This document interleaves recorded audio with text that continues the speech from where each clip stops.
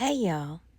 With Spiritual Eyes, do you know just who came for a visit? Well, the Crown Prince has long been isolated, but President Trump is welcoming him here with open arms, even praising his human rights record. So I asked bin Salman, who rarely faces the press, point blank about that record. And to my surprise, he was prepared to answer, but the president was clearly not happy with my questions.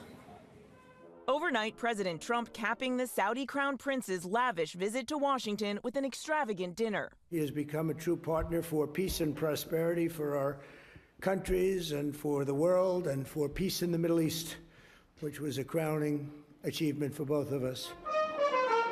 Trump welcoming Mohammed bin Salman to the White House for the first time in 7 years, with a parade of horses, a military flyover, and a personal tour, pulling out all the stops. It's a remarkable comeback for the Crown Prince. In 2018, the CIA under Donald Trump determined bin Salman orchestrated the gruesome murder of Saudi dissident and Washington Post journalist Jamal Khashoggi. But President Trump clearly irritated when I asked the Crown Prince about it. Your Royal Highness, the U.S. intelligence concluded that you orchestrated the brutal murder of a journalist. 9/11 families are furious that you are here in the Oval Office. Why should Americans trust you? And the same to you, Mr. President. Now, who are you with? I'm with ABC News, sir. The president defending the Saudi leader, saying things happen, even criticizing Khashoggi, the journalist who was murdered and dismembered. You're mentioning somebody that was extremely controversial. A lot of people didn't like that gentleman that you're talking about. Whether you like him or didn't like him, things happen. But he knew nothing about it, and we can leave it at that. You don't have to embarrass our guest by asking a question like that. But the Crown Prince, who rarely fields questions, stepping in to answer. And it's been painful for us in Saudi Arabia. We've did all the right steps of investigation, etc. in Saudi Arabia, and we've improved our system to be sure that nothing happened like that. And it's painful, and it's a huge mistake, and we are doing our best that this doesn't happen again. Trump's own State Department lists multiple human rights violations in Saudi Arabia, ranging from arbitrary or unlawful killings and torture to unjustified prosecutions of journalists.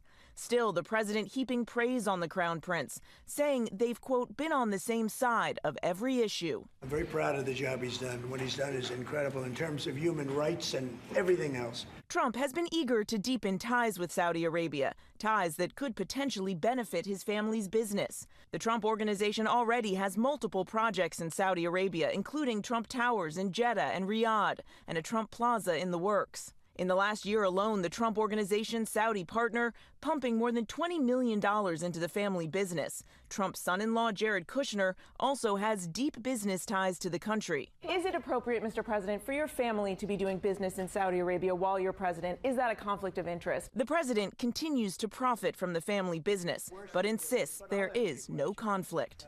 I have nothing to do with the family business. I have left, and when I've devoted 100% of my energy. What my family does is fine. They do business all over. They've done very little with Saudi Arabia, actually. I'm sure they could do a lot.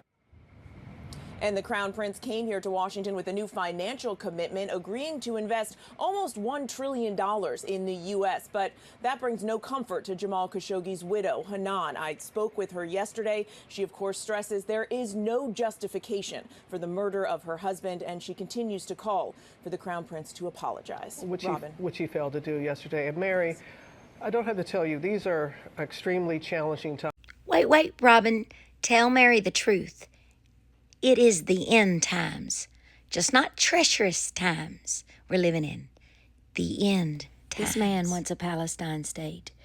He is using leverage. He's trying to get in close, but won't join the Abraham Accords because that's where the agreement's going to have to, because he wants a Palestine state. But we selling fighter jets and everything else like that too. If this person don't bring ice cold chill bumps down you, your wood's wet.